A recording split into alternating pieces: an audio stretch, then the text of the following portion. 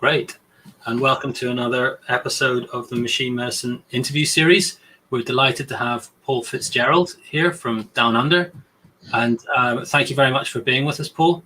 We're going to talk about TMS and a bunch of other things. But first, it would be fantastic just to hear from the horse's mouth a little introduction into, you know, where you currently have your positions and how you got into this line of work and that sort of a few things like that. Thanks. Thanks, Jonathan. So I'm a psychiatrist from Melbourne, Australia. I work at a place called the Epworth Centre for Innovation and Mental Health, which is a research centre within Epworth Healthcare, which is the largest private hospital here in Australia.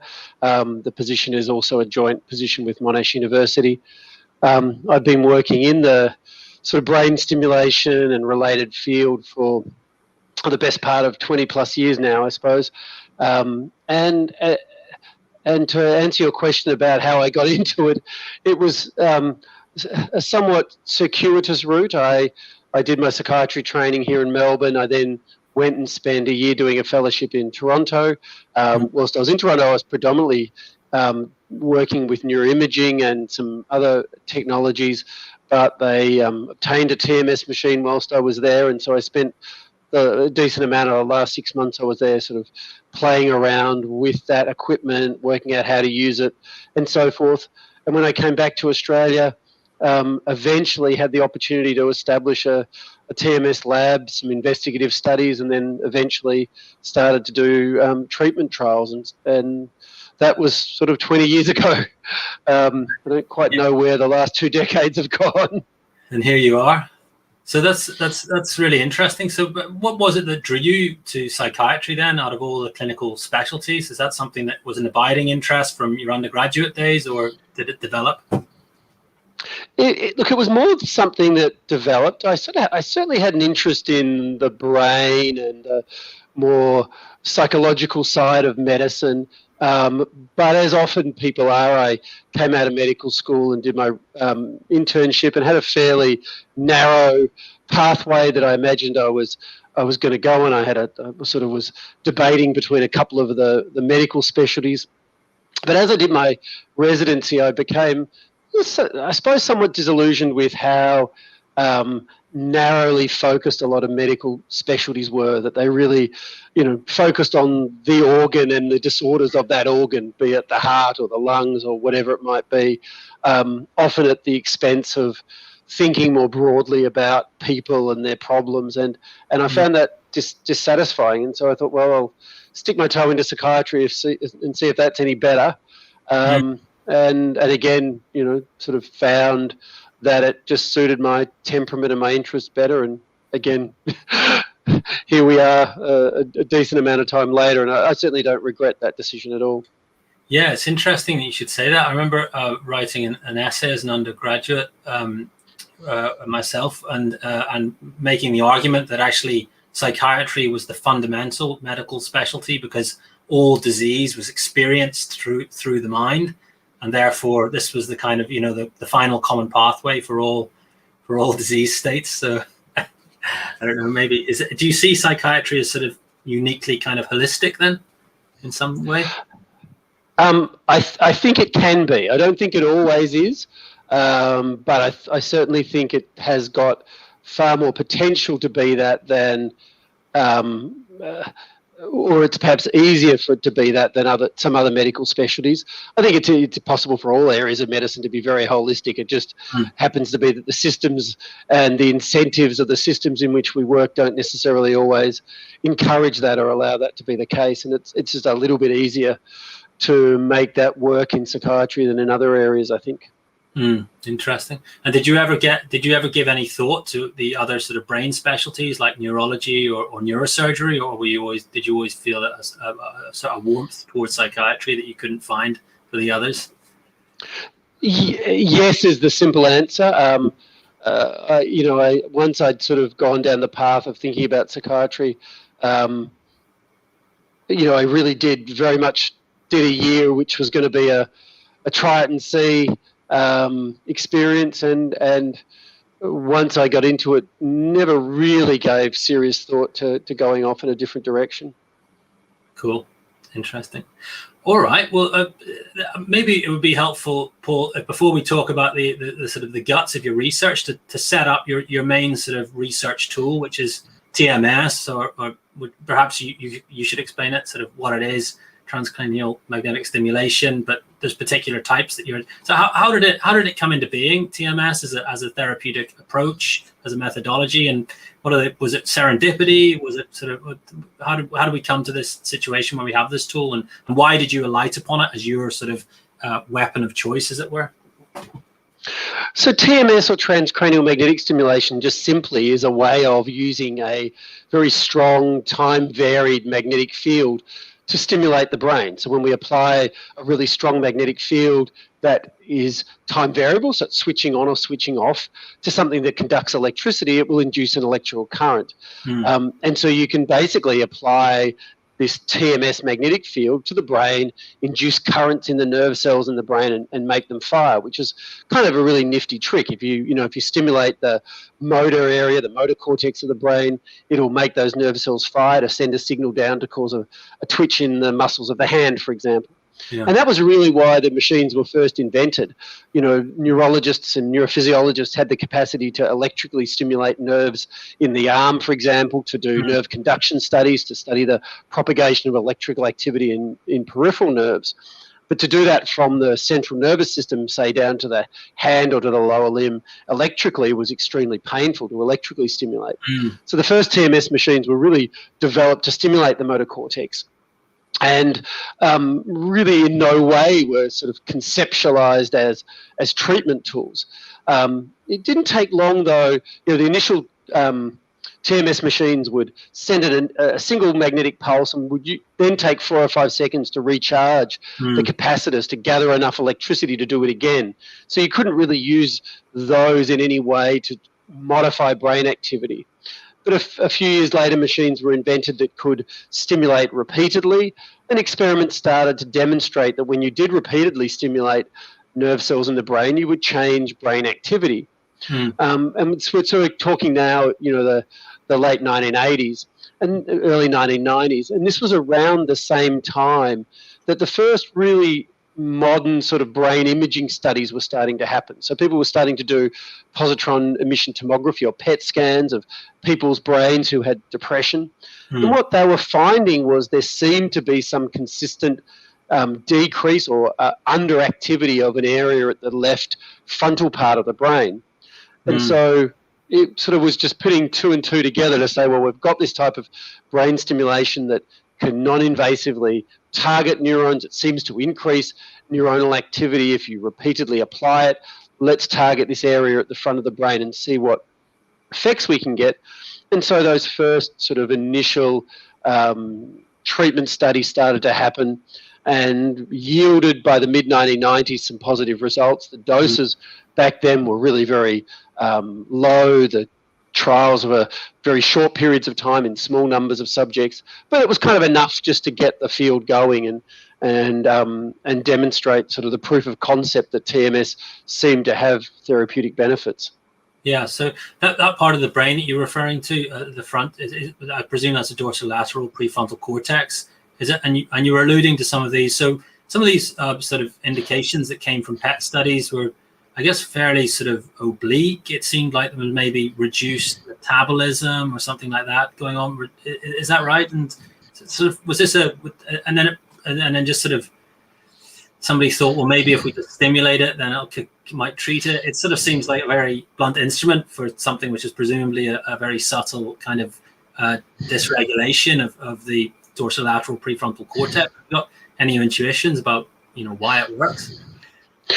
So I suppose I probably simplified it a little bit. There were some other clues that area of the brain was relevant. So we knew around that time that patients who had strokes that particularly affected that region of the brain had a disproportionately high rate of depression. And there was the EEG studies for a while before that had also suggested that there might be something in underactivity on this left sort of dorsal prefrontal cortex, but it still was a relatively blunt tool. And in psychiatry, to be frank, at that time, and we had very much had a history of using fairly blunt tools. Yeah. Electroconvulsive therapy. Involves stimulation of very broad areas of the brain. This was at least something that was focused towards a very specific target with, some form of neurophysiological rationale. I think, my thinking has certainly gone a long way from that idea that the main effect of TMS is local. I think, what we know is when we stimulate, say, this dorsal prefrontal cortical area, we're stimulating millions of neurons. Those neurons project to other areas of the brain in particular circuits. And so, if you make these nerve cells in the prefrontal cortex active, they're going to send signals down into deeper brain regions to activate nerve cells then, and you're going to get sort of flow-on effects around a circuit.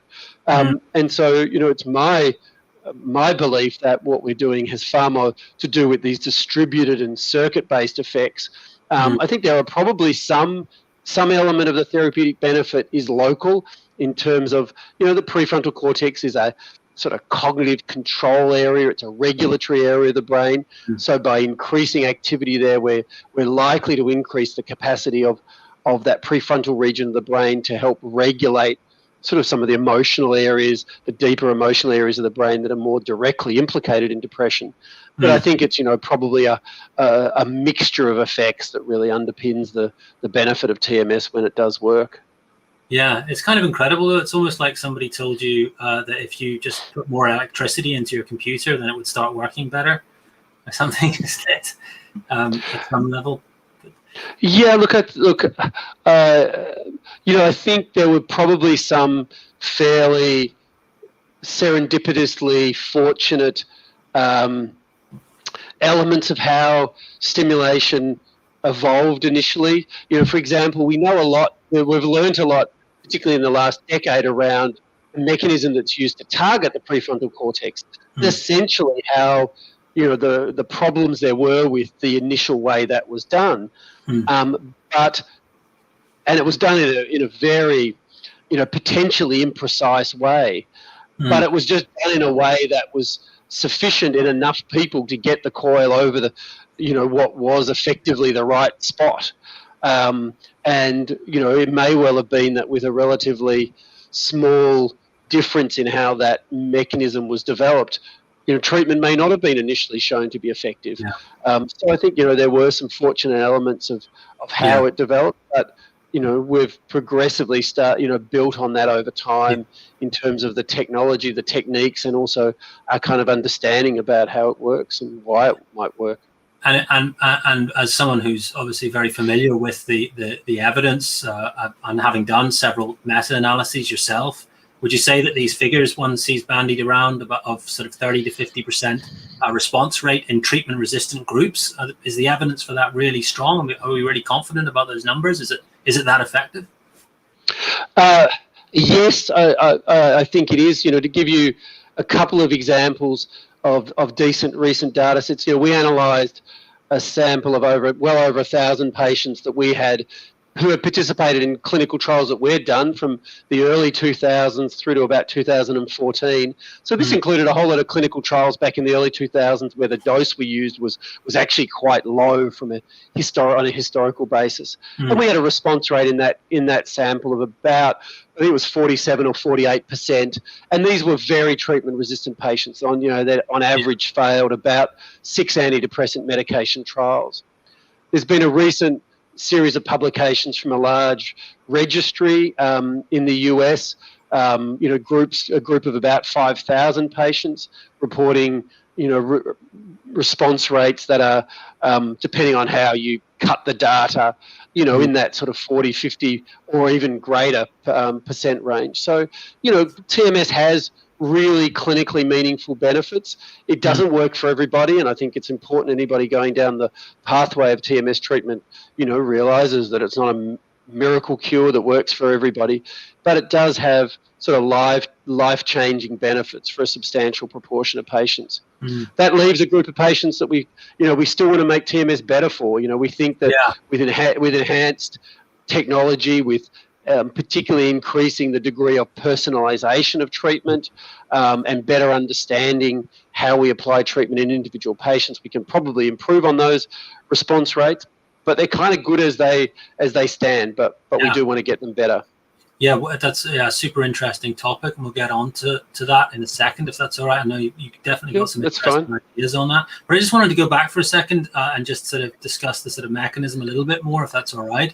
And one of the things you mentioned, I guess, as an analogy perhaps, was ECT, and how this is, again, I mean, a very crude instrument. We essentially pass a significant current through across the cranium and actually through the brain, and it induces a seizure, essentially. Well, a seizure, absolutely. And this remarkably seems to have a corrective effect for people with treatment-resistant depression, people with and when one thinks about why that might possibly work, it does seem like such a crude sort of instrument. On the other hand, if one thinks about the mechanism by which a defibrillator in the heart corrects, say, an AF, an atrial fibrillation, then and one can sort of convince oneself that perhaps there's a resetting that's going on in the brain when ECT happens.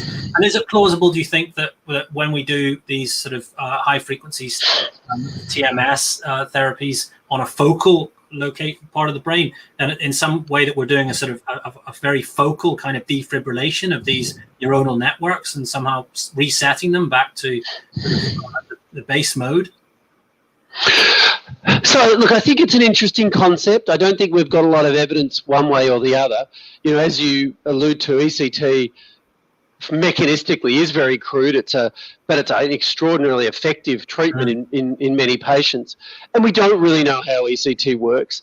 I think, you know, there are several potential theoretical things that could bind the mechanism of action of ECT and TMS, but they're still very theoretically. You know, for example, we know that there's reasonable evidence that patients with depression have reduction in activity of one of the neurochemicals in the brain, a thing called GABA, that is what we call inhibitory. So it suppresses other neuronal activity. And as you have a course of ECT, the natural response to the brain having these repeated seizures is to increase the production of the neurotransmitter that's going to dampen down further activity. So to increase GABA levels, and there's some limited evidence that might be the case. And you could imagine that when you're driving this sort of electrical activity with TMS, you may get a similar sort of effect. But going back a little bit more to what you were saying, you know, the brain works with, you know, patterns of oscillations, patterns of synchronized electrical activity between different brain areas. And, you know, some of the really major sort of oscillatory patterns and circuits that underpin cognitive function involve these frontal areas of the brain and then a series of deeper areas of the brain in what we kind of call recurrent circuits. And we know that there's recurrent electrical activity around these circuits in individuals at specific frequencies. And it's certainly possible that when we're artificially stimulating at a fixed frequency these circuits, that we could be resetting or in some way modifying the sort of recurrent dominant electrical frequencies in a way that does have therapeutic benefit. And in that way, it's certainly possible, as you described, that this is a kind of a more focal targeting, focal defibrillation, to use your language. But at this stage, we don't have, you know, great evidence to support that idea. To me, it's an attractive one. I think we underestimate the importance of frequency in particular in thinking about the importance of brain function and brain dysfunction. And it's something we're certainly interested in learning more about over time, and hopefully we'll be able to fill in some of those gaps. Yeah, you'll have to forgive the cardiology terminology slipping in. Son of a cardiologist, so raised on it. But that's very interesting. We're sort of starting to step towards some of the issues of personalization. But I just wanted to follow up with one question which occurred to me, which is that within this treatment-resistant group of patients who receive typically this TMS therapy, are you able to stratify them, and do you see any particular groups? I'm thinking, perhaps, if there really is any truth to the idea that there are different types of depression, and some types of depression are more kind of cognitive than others, then and maybe, we're perhaps starting to stretch things a bit, rely upon the dorsolateral prefrontal cortex a little bit more. Do you see sort of different, can you find subgroups that are more likely to respond in this treatment-resistant group, or as all comers seem to have a similar kind of probability of success? So the answer to that at this stage is no, we can't, but that may well because we at this stage haven't looked in the right ways. So the sort of traditional things that people have looked at, which have been general characteristics of illness duration, severity, those sorts of things, certainly can have an association with likelihood of response, but in no way are those relationships strong enough to say to somebody, this is not worth doing, or this is much more likely to work for you. They're subtle relationships at best. I think it's possible that we will eventually find what you're describing. We certainly haven't got any data that's meaningfully spoken to that yet, but it's certainly something that people are increasingly interested in. I think it's just we haven't drilled down into fine enough detail to really be able to it might be. There's certainly some preliminary data coming out that maybe there are certain different patterns of clinical symptoms that may relate even to potentially different targets in the brain, that you might want to target different areas if you've got different symptom clusters. But that line of research is still very, very early on, and requires a lot more before we become sort of confident enough to translate it into day-to-day clinical use, for example. Gotcha. Okay. So what is you've been coming at personalization from a slightly different sort of standard. You could sort of phenotype patients, I guess, like we were just talking about, but then one thing that you've been doing is been looking at is sort of different sort of targets for an individual, i.e. different locations on the dorsolateral prefrontal cortex, or even, interestingly, I thought the possibility of just stimulating the whole thing, which makes it, negate the idea of personalization, because if you just do the whole thing, then you get everybody's sort of sweet spot, as it were. So maybe you could take that from the top. So what's the sort of the approach that you've been taking to personalization? So really two quite divergent ways. So we're very interested in effectively what you're talking about, which is the issue about personalization in the sort of spatial domain. So where do we target? How do we hit the right circuit? And the other thing we're very actively working on now is also thinking about personalization in the frequency domain. So can we do something in terms of the particular frequency of stimulation that might be useful? So we started exploring this sort of spatial issue many years ago now, where we went and did a number of neuroimaging studies. We did some meta-analyses of neuroimaging studies of patients who'd got depression, trying to better understand where we should target. We came up with a putative target that we thought was likely to be better than the approach that was being done, and we used what's called neuronavigation, which is a way of taking somebody's brain scan and using that to work out where to place the TMS coil. And we did the first study showing that you could actually improve clinical outcomes with neuronavigationally based targeting. The methods that we used for that study weren't really clinically translatable, and we're only really now getting to the point where sort of neuronavigation systems are easy enough to use that you could potentially start to see them being used in clinical practice. In the intervening years, there's been a very interesting approach developed initially by some researchers in Boston that looks at the connectivity in one particular circuit and uses a particular type of functional magnetic resonance imaging scan to try to work out a kind of a personalized location in the prefrontal cortex. And we've done some work using that approach and shown that if you do these scans on an individual basis, you can potentially, there seems to be a relationship between an increasing personalization of target and better clinical outcomes. That needs to be validated in prospective trials, but it certainly seems very promising. But as you say, there are also TMS approaches where the TMS coils, instead of sort of targeting 1 or 2 square centimeters, target a much broader area of the cortex and much deeper area of the cortex. And those coils work as well. You could make an argument that they should be more effective because they're going to target everybody's ideal spot. You could make an argument that they might be less effective because if you stimulate a whole lot of areas of the brain that aren't relevant to the treatment, maybe you get counter effects. There are a lot of connections across the surface of the brain, so if you stimulate a whole lot of areas around the target, maybe you could get some inputs that would counter what you're wanting to do. But neither of those things to date really seem to be clearly one way or the other. This so-called deep TMS, which is really deep and broad, has similar benefits to what you achieve with standard approaches. So it's something that's still very much being looked at.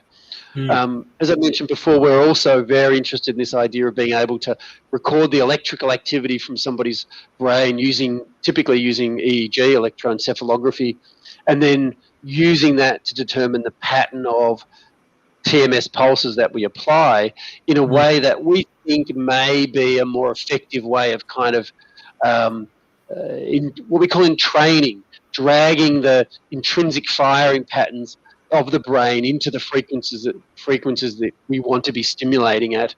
And we think that might in the long run have even greater therapeutic benefits. So that's something we're working on currently as well. Gotcha.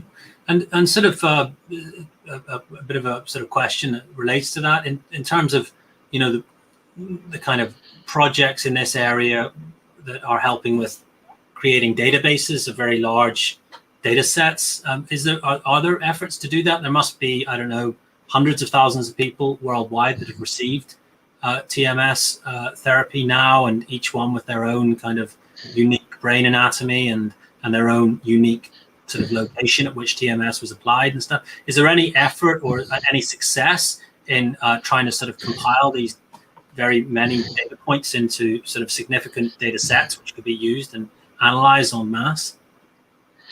Not a great deal would be the answer that I would say. There have certainly been attempts to do that, but they're only still fairly fledgling.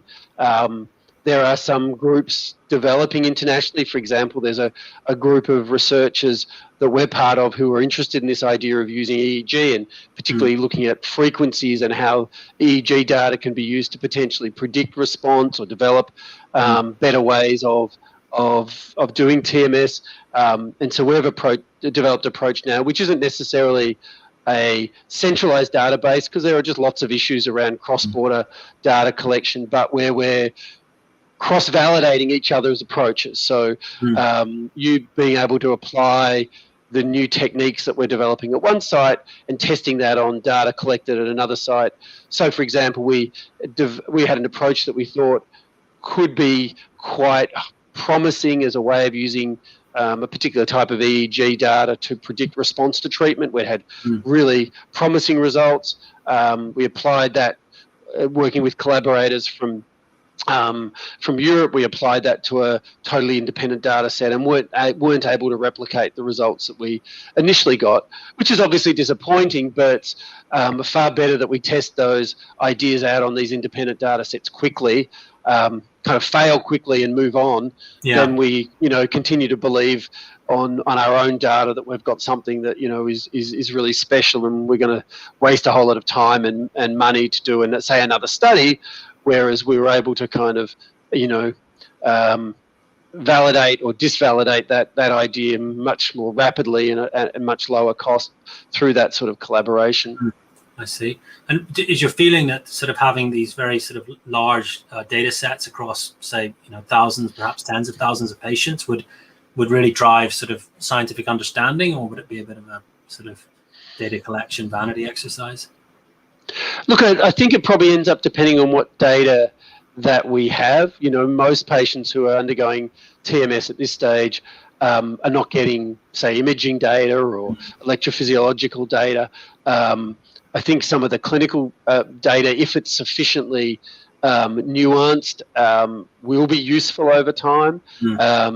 but I think it's really going to depend on the nature of the data that's been collected and how that can then be sort of sensibly analysed to ultimately look at how it relates to clinical outcomes and the like.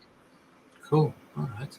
Well, I'm conscious that we're reaching the end of our allotted time, and often we like to sort of go a bit more casual again at the end, and just sort of for any sort of aspiring neuroscientists that might be watching, say undergraduate medics or something like that. What do you think the real sort of growth and exciting areas are going to be in this space going forward? You've mentioned one or two things like the increased focus on personalization through frequency, having but any other sort of areas that you think are particularly worth keeping an eye on? Look, I think the first thing I would say is that this is just a really exciting area of psychiatry in general. TMS has, TMS for depression has essentially been a proof of concept that you can develop a highly safe, extremely well tolerated, and effective form of neuromodulation that is clinically valuable. And so, this is doing a whole variety of things. Within the field of TMS and depression, we're doing all of these interesting things to try to improve the treatment.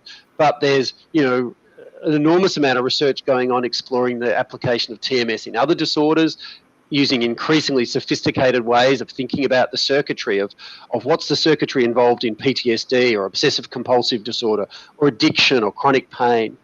But there's also, in parallel, a whole new suite of non-invasive brain and invasive, but predominantly non-invasive brain stimulation tools being developed. There's been a lot of work with direct current stimulation. We're particularly excited about the potential of alternating current stimulation and ways of developing closed loop systems, of being able to record brain activity and use that to determine, in real time patterns of brain stimulation. So I think, and the kind of area of, just broadly speaking, of what we call interventional psychiatry, of being able to use an intervention at a particular point in a patient's illness to try to achieve optimal clinical outcomes. It doesn't involve taking a drug that the patient's then, sort of committed for the next 10 or 20 years or their lifetime, I think is going to really dramatically change just the overall therapeutic landscape in psychiatry. It certainly doesn't reduce the importance of the psychological side of psychiatry, of the importance of understanding the patient, understanding the illness in their life context, but it's just going to increasingly over the next decade just add a whole range of powerful and effective therapeutic tools that can help change patients' lives, and that I think is the most exciting part of this field from my perspective. Yeah, it's been quite a century for psychiatry, hasn't it? I think it was around a century ago that the Nobel Prize was awarded for the sort of leucotomy, stroke lobotomy. It turned out to be something of a sort of, damp squib, to say the least. But things have certainly come on a long way since then. Paul, it's been an absolute pleasure to learn a bit about you and about your work. And I know that people will be able to find your papers and so forth if they wish to investigate further. So thank you very much for joining us, and I hope to catch up again soon. Yeah, you're most welcome.